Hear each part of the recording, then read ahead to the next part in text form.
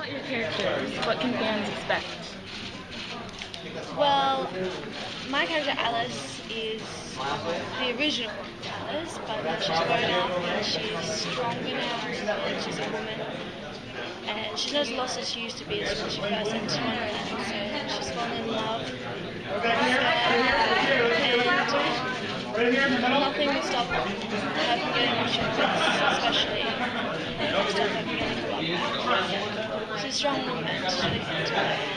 Yeah, and well, Cyrus, he's like a bit of a mysterious entity, someone who's obviously been around for hundreds of years, and he's had this interesting journey where, you know, he's been enslaved and he's found freedom through love. He's also, you know, someone who's very good at like fighting and also somewhat soulful, so, you know, a bit of a mix between the lover and the warrior. Do you know to what extent they might have chosen you based on your resemblance to the original Tennille drawings? No, I don't know, maybe. You actually, your hair is exactly the same, the shape of your face. Go back and look at the original drawings that they were released with. You look very much like the Tennille Alice. I mean, older, obviously, she was 7, but... Yeah.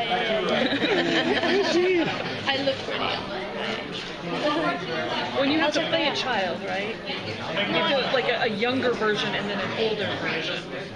No, I'm just the older version. Oh, okay. Did they use somebody for it? Or do we ever get to see the younger? I'm not sure. Still waiting to have to tune in. Not that we're aware. Spoiler alert. So would you describe this kind of version of Wonderland a bit more of a love story?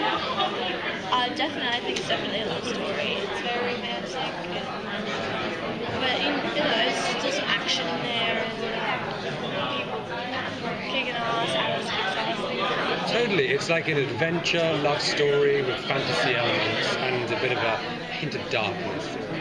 How dark does it get? I don't know, but I'm hoping pretty dark, because I think there's been a lot of good response to the dark tone in it, and I really hope that continues. So, yeah, you know, there's like lots of imprisonment and who knows, maybe some torture stuff going on.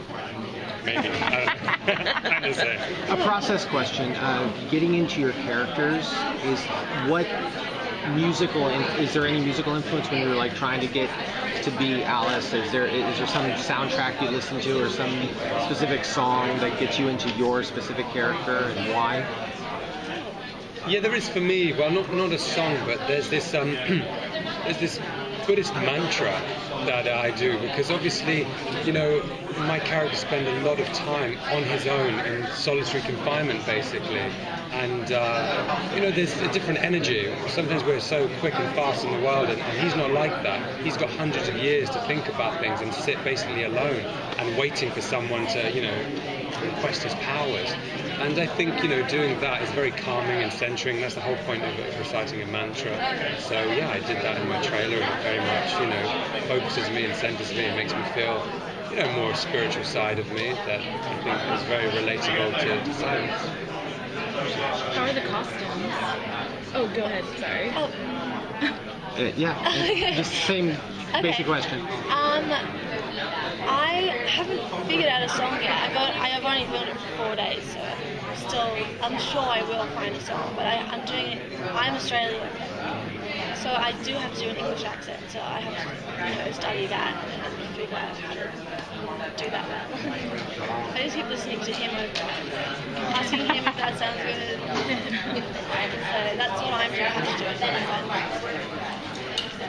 And how are the costumes? Amazing! That's really great. I love wearing the costumes. That really helps me get into character. Can you describe them a little bit? Like, what will fans see? You're a genie, correct?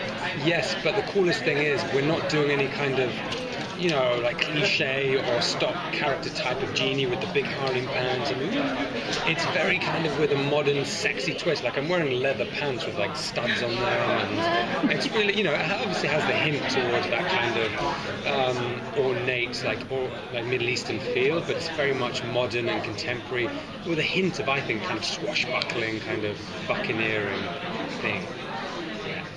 Now, you're not enslaved anymore, is that correct? Well, I mean, she frees me. However, I think in the narrative it's not linear, so there's very much back and forth. Okay, but So do you will- retain your powers then? Yeah, it's all kind of, a process of me being powerful, me being enslaved, me being a free man, and with my powers, without my powers. So it's all going to happen. It's okay. Usually genies take wishes and twist them, either because they are required to or because of some, let's call it chaotic evilness within themselves. Does your character have that kind of a requirement or desire? You know, that is yet to be decided. I don't know any information about that, but that's an interesting point. I don't know. I mean, from my understanding, I guess with the whole like being enslaved thing, I imagine I'm pretty much have to do what I'm told, and that makes being free all the more like tantalizing. Well, and I think it's really interesting because the idea of wishing and then being twisted, and Wonderland is a dream that has been twisted, and so bringing the two of them together is actually pretty frightening. So I really like the darkness of it because I think it really goes along with it. Have you ever seen Dream Child? No. Oh, watch Dream Child. It's the darkest of the Alices. It's quite frightening. It's absolutely terrifying. Dream Child. When was it made, roughly? The 80s, and it's puppets, and the March Hare is the most frightening thing you've ever seen. These horrible teeth and whiskers at angles, and yeah, and it's, yeah, All right. All right. it's very dark.